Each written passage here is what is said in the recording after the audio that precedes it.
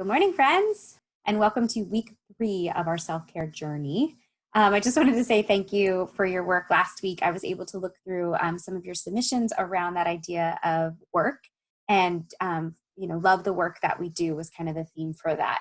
And again, I said last time, I really wanted you to hone in on how do you align those strengths from that 16 personalities test and how you show up to work and put that into our boost. So what are we celebrating with our current role? And then how do we bring more opportunities to shine from that space in what we're doing with kids? I think that the summertime is a perfect time to reflect on that and to really think on that because you do get to do a little bit of job crafting over the summers.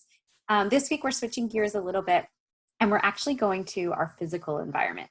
So if you look back at our self-care wheel, you notice that this is one of the pillars. And at first you might have looked at this pillar and you were like, I'm not really quite sure what she's asking me here.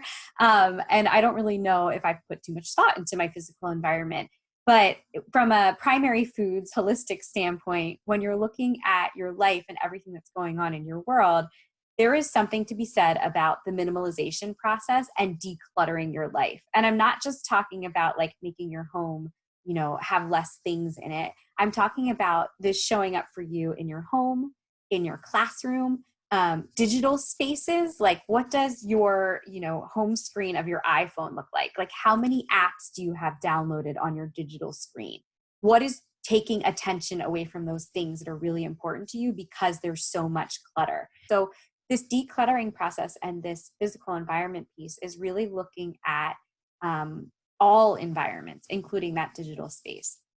Minimalism is something that my husband and I really started to dive into a few years ago. There's actually a documentary on minimalism on Netflix that I'm going to reference and then give you a podcast and a TED Talk by the same guys. And we watched that video and it really started getting us thinking about what items in our world, in our house, are creating joy and fulfillment for us and what is creating a distraction.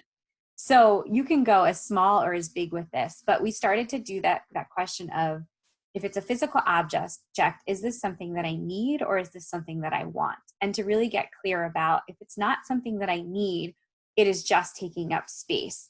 I literally went through all of my clothes. We live in the borough of Westchester, so our closets are super small. This is my daughter's bedroom and her closets are the only ones actually that are a normal size. So I got to a point where my entire wardrobe, so summer, spring, fall, and winter, fits into a closet that, is about, I can't show you on my hands, but I'm going to say maybe 4 feet and 1 row. And I felt really, really good about it. I did the whole okay, have I worn this in a year? If not, okay, this is time to let this go. And Marie Kondo, who we're going to talk about in a little bit, she's wrote the book, The Life-Changing Magic of Tidying Up. She talks about that there's energy in objects. And when you're letting something go, maybe say, thank you so much. You served a purpose and goodbye. And just gently parting with the item. But this creating more space in our house for the things that are purposeful. Your eyesight, you'll be shocked at how that mental clutter that happens from physical clutter. So just food for thought. My husband has taken this to a whole new level. And he literally has bought only white and gray t-shirts. And that's all he has for the summertime. And the idea is to get rid of the mental space and the mental clutter that happens from trying to pick out an outfit. He's like, I don't want to exhaust any energy on these ideas. No one notices if you wear a gray or a white t-shirt every day. He thinks no one notices. I don't know if people notice, but for him, that was even causing him some energy suck just thinking about what he was going to wear. So he totally eliminated that by having all gray and white. We call it his uniform. Now that is extreme, but you can make little baby steps to kind of get you to a better spot with that physical clutter and space. I'm going to go through some of the assignments this week and just tell you the purpose behind them so that you have an idea of what is coming. So you're watching the overview video. So good for you. You got that part done. This part is that minimalism TED Talk and discussion. So the 2 men who are in this video, they also have a podcast and they also have that documentary called Minimalism on Netflix. But you'll see that I wanted you to watch this and then discuss with your support group one takeaway or anything else that you may have related to this talk. So here's some questions and thought joggers for you to kind of get that dialogue going. How life could be richer with less stuff? Where in your life are you carrying extra clutter? What would it feel like to get rid of those extra things, and what's stopping you? So those are some questions to kind of bring into that dialogue that you have with your support group. That's the first action item. The second action item for this week is to take a declutter style and a needs quiz. So you know how sometimes, these assessments and some of these quizzes that you take are kind of silly. This is Marie Kondo, who wrote that book, created this to look at where you should focus your energy when it comes to organizing and decluttering. I actually like this just because it kind of brings awareness and gives some thought. Do I think it's a perfect assessment? And is it like research based? I don't know, but at least it's going to bring some awareness and might help spark you for the activity that comes. So the activity is, you can pick two things.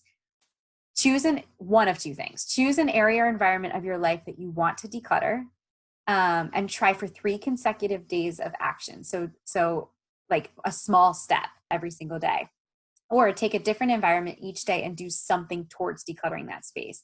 So for us, our biggest clutter space is our playroom. I just find, I don't know where these toys come from, but I feel like they like pull them out of different places and they end up in this one space that's in our main living area. So even just taking a couple of items and either getting rid of them or donating them or doing something, just small things every single day in these different environments, can really compound and add up to big changes. So that is your next item. And then the last piece before the reflection is, I'm giving you some options. So I actually listened to this podcast with Rich Roll with Cal Newport. Cal Newport is a computer science professor at Georgetown University. He's written like 6 books, but he has a really good insight about digital minimalism.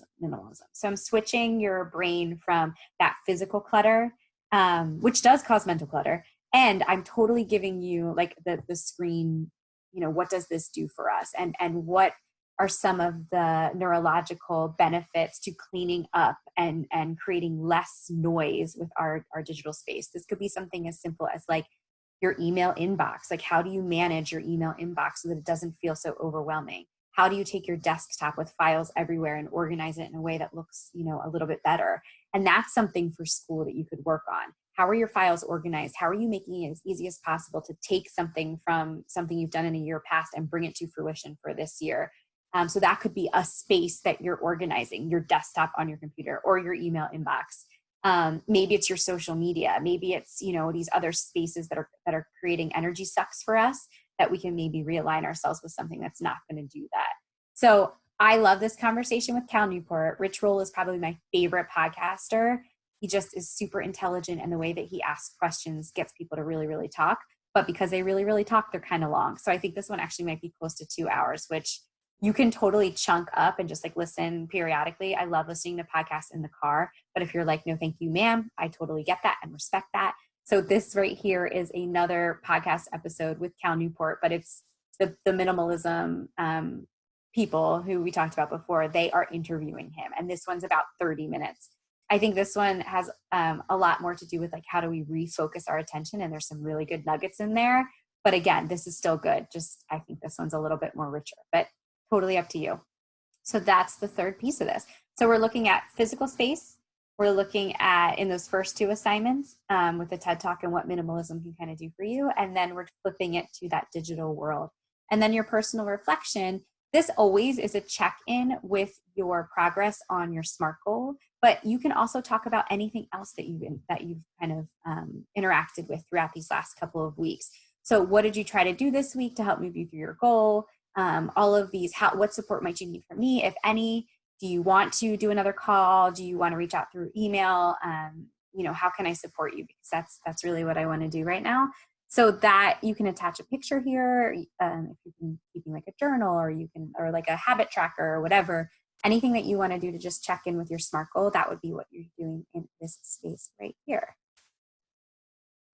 And then I have a couple of extra resources per usual. These are totally optional, but I just love to give you some things that I've interacted with. If you have the time and you're like, wow, this is a topic that is, really helpful for me. This is something that scored a little bit lower on my assessment and maybe an area that I need to focus on.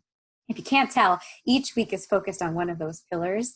And so obviously there's going to be certain weeks that speak more to you as a growth edge, and some that maybe you're like, I kind of know a lot of this information. So I try to give you an array of resources to kind of tap into.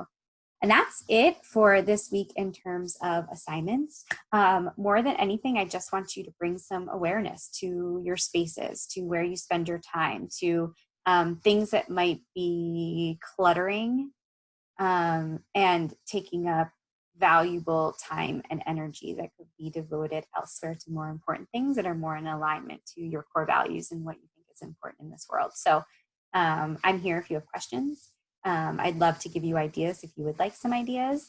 And I hope that you have a great week organizing and letting go of some things that no longer serve you. There's a lot that we hold on to that don't. So best of luck, and I will see you next week.